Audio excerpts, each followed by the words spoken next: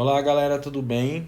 Professor Raul de volta. Vamos continuar então nossos encontros de biologia.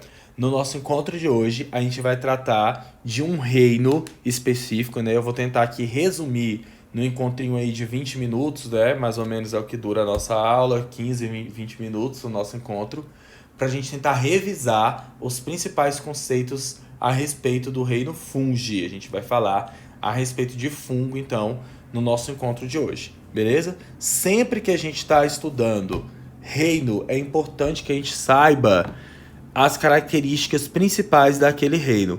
Eu até aconselho vocês fazerem por conta própria. As plantas, quais são as características principais das plantas? Os animais, os protozoários, os fungos que a gente vai ver hoje, etc. O reino Monera, etc. Saber diferenciar, saber as características principais de cada reino é muito importante. Então, galera, quando a gente está tratando de fungo, a gente está tratando de um dos principais decompositores da matéria orgânica na natureza. A gente costuma muito supervalorizar e obviamente tem uma importância muito grande a questão dos produtores, né? O processo da fotossíntese na ecologia ele é basal, ele é fundamental. Sem fotossíntese, não há vida. Mas também, se a gente tira o processo da ponta, o processo final, que é o processo de decomposição, também o ciclo não iria girar. Então as coisas não aconteceriam, a vida não aconteceria. E fungo e bactéria são os decompositores da matéria orgânica. Então só aí você já vê a importância desse reino aqui. São um dos principais decompositores da matéria orgânica. Imagina se não houvesse decomposição. Seriam corpos e mais corpos e mais corpos empilhados aí para a gente administrar. Não só corpos de humanos, mas corpos de tudo que morre. Corpo de planta, corpo de animal, etc. Para vocês verem o tanto que decomposição é importante. Só para a gente frisar isso. Tá? Então, vamos lá. Quais são as principais características do reino fungi? Todo fungo é eucarionte, beleza? Todo fungo é eucarionte. O único reino procarionte é o reino Monera, que são as bactérias, não é isso?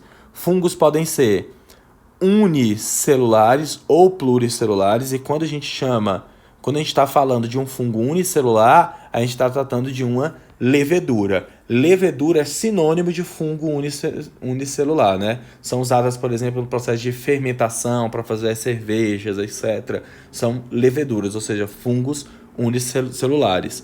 Só que quando a gente pensa em fungo, a gente pensa mais nesse aqui, ó, nesse clássico aqui, né? Que é um fungo pluricelular. Eles podem ser unicelulares e pluricelulares. Todos os fungos são heterótrofos. Não existe fungo autótrofo. Não existe. Se aparecer, marca errado. Não existe fungo autótrofo. E eles têm essa característica aqui, gente, importante, ó, da gente frisar. Eles são heterótrofos absortivos. Como assim? O corpo de um fungo é completamente maciço. Eu não tenho uma cavidade digestória aqui dentro do corpo de um fungo. Então, o fungo nunca consegue ingerir nada, porque o corpo é maciço, não é como a gente que tem uma cavidade digestória. Então, eles fazem digestão extracorpórea. Eles jogam as enzimas em cima do alimento. Vou desenhar uma maçãzinha aqui rapidinho, só para ilustrar. Ó, vamos supor que aqui tem uma maçãzinha. Que eles jogam as enzimas esse fungo tá gigantesco, né? Mas é só pra gente ilustrar aqui. Eles jogam as enzimas em cima do alimento e depois eles absorvem o resultado dessa digestão. Eles não têm como colocar nada dentro do corpo deles, porque o corpo deles é maciço. Então eles são heterótrofos absortivos. Beleza? Galera, os fungos, durante muito tempo, na biologia, a gente não sabia o que eles eram. A gente não sabia, você olhava para esse cogumelo aqui e não sabia dizer se isso aqui era um animal ou isso aqui era uma planta. Ficava, será que isso é um bicho ou será que isso é uma planta? Por não se mexer, a gente dizia que era bicho. Aí por não ser verde, ou por não se mexer, falava que era planta. E por não ser verde, falava, não, então não pode ser planta porque nem verde é. Então, desse debate para saber se fungo é planta ou animal, o que nos restou? Nos restou questões de vestibular, beleza? Olha só, vamos ver o que fungo tem de característica que os aproxima do reino vegetal e o que fungo tem de característica que os aproxima do reino animal. A gente vai ver que ele está bem no meio dos dois. Primeira coisa, gente, fungo apresenta parede celular. Animal tem parede celular? Não, animal não tem parede celular. Quem tem parede celular é planta. Fungo tem parede celular.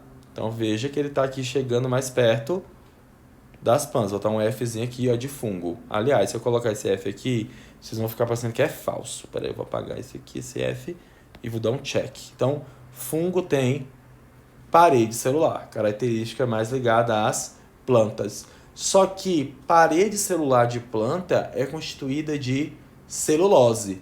Quando a gente fala de fungo, a parede celular dele é composta de um outro carboidrato estrutural, que não é a celulose, é a famosa quitina. Opa! Onde que a gente encontra quitina? Nós encontramos quitina, por exemplo, na parede celular no exoesqueleto dos artrópodes. Então veja, eu tenho parede celular, mas a composição dessa parede celular é uma composição mais ligada aos animais. Eu tenho uma parede celular de quitina e não uma parede celular de celulose. A reserva energética também é uma reserva energética animal. Os fungos apresentam reserva energética de glicogênio, diferente das plantas que apresentam reserva energética de amido. Beleza? Isso cai muito em prova. Essas duas características aqui, ó. Parede celular de quitina e reserva energética de glicogênio, que nem nós humanos, nos músculos e no fígado. Lembra que a gente tem glicogênio nos músculos e no fígado para manter a gente vivo?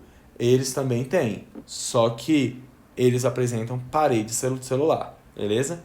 Vamos ficar atentos em relação a isso. Galera, os fungos, eles têm o corpo constituído de uma estrutura que nós chamamos de micélio, que é um emaranhado de células em fileira, né? A gente tem dois tipos de micélio, e isso cai em prova nos fungos. A gente tem o micélio vegetativo, que é o que fica na parte de baixo do solo.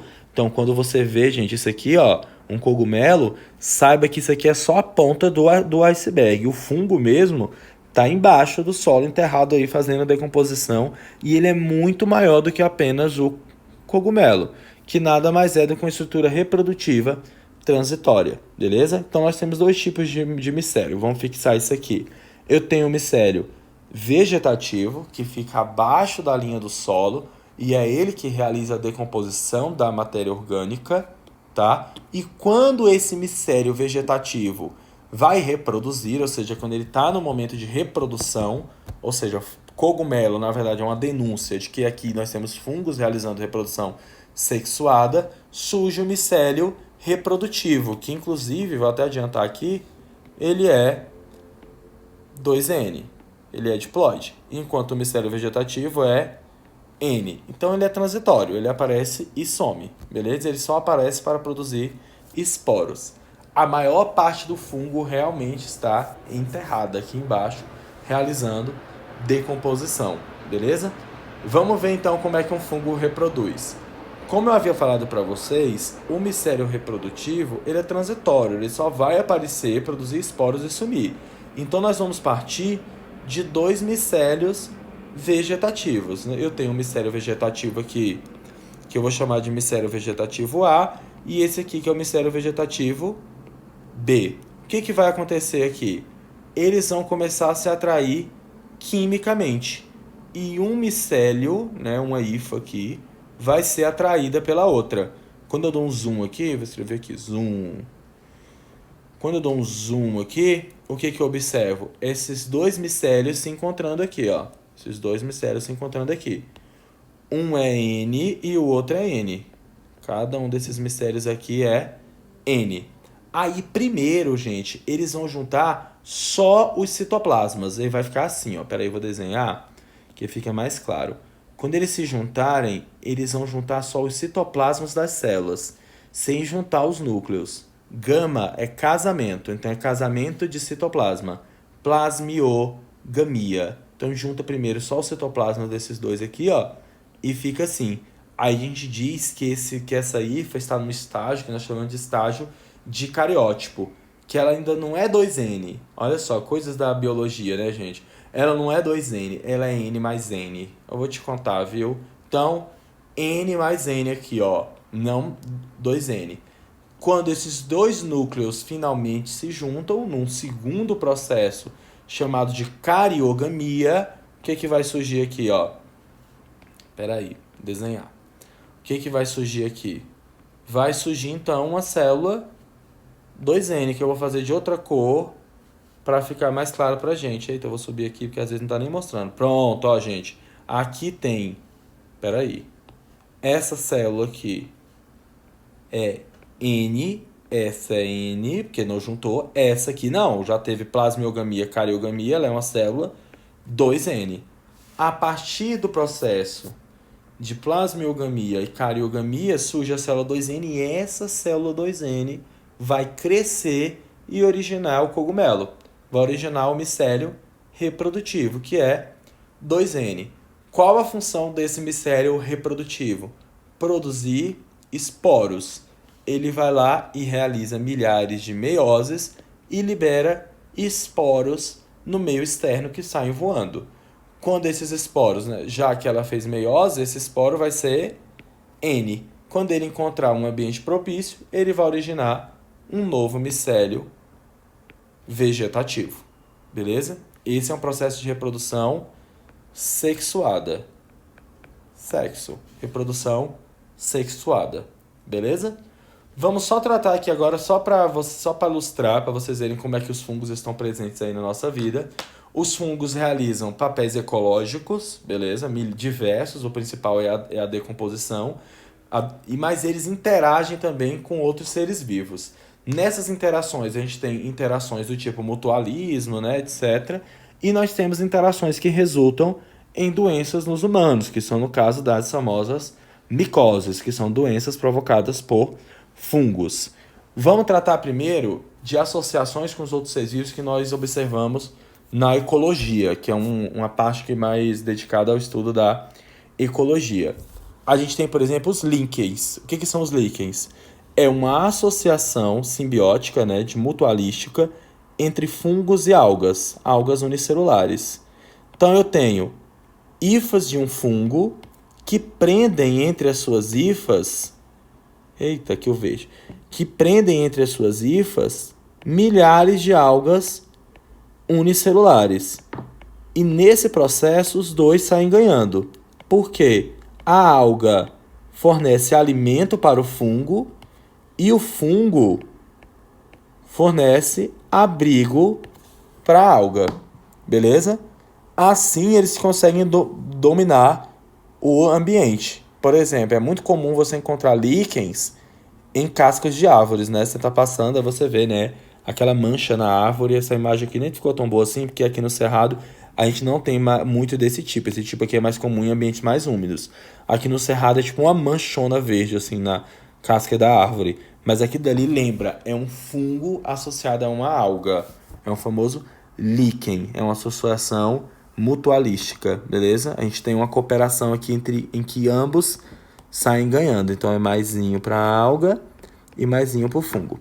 E também nós temos as micorrízas, que é uma associação que acontece entre plantas e fungos.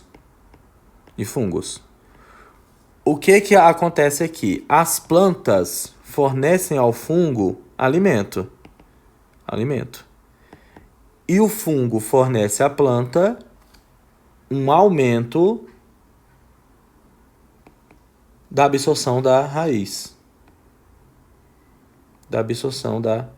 A raiz da planta, né, tem o seu tamanho multiplicado aí centenas de vezes. Por exemplo, vamos ver aqui essa micorriza aqui, ó. Essa imagem é ótima para ilustrar micorriza. Olha o tamanhozinho dessa plantinha aqui. A raiz dela deve vir mais ou menos só até aqui, ó. E olha o tanto de micorriza que eu tenho associado à raiz dessa planta aqui, ó, melhorando e muito o aporte de nutrientes que essa planta consegue pegar do solo. Então essa associação entre fungos e plantas é muito viável para os dois lados. Só que tomem cuidado para não confundir no vestibular micorriza com risóbio. Risóbio é bactéria com planta, beleza? E micorriza é planta com fungo. Lembra que micose, né? Micorriza. Só que muito aluno confunde com risóbio. Muito aluno confunde isso aqui. Beleza? Mas aqui, ó, micos, né? Fungo, mico. Então, olha só.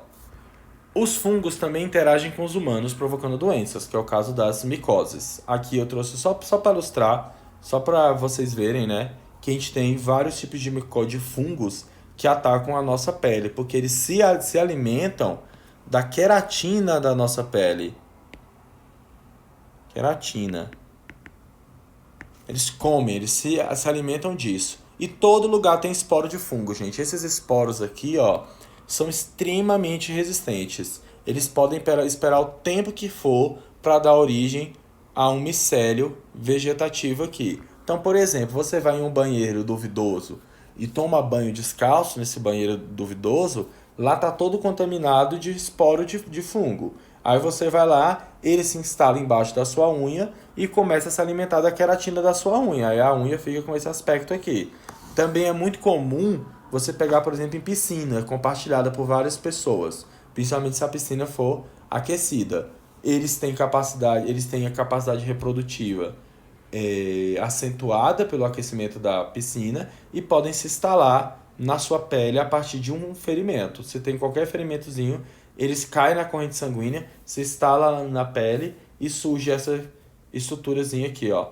Como ele se alimenta da queratina da pele, quando eles vão embora, eles deixam essa área aqui esbranquiçada, que no caso a pessoa está bem aqui do lado do queixo, né? Eles deixam essa área aqui esbranquiçada, mas com o tempo as células da pele voltam a se dividir e a queratina volta e a mancha desaparece, beleza? Tem também umas doenças mais sérias provocadas por fungos, por exemplo, tem meningite de origem fúngica, inclusive, mas é bem mais raro de acontecer.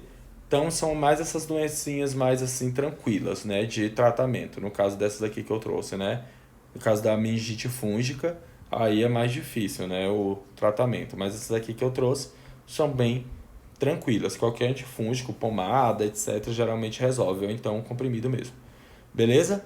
Então, gente, foi isso. Espero que vocês tenham gostado. Espero que tenha sido esclarecedor, tá? Revisem a matéria, sigam aí no estudo de vocês e até o nosso próximo encontro. Muito obrigado. Tchau, tchau.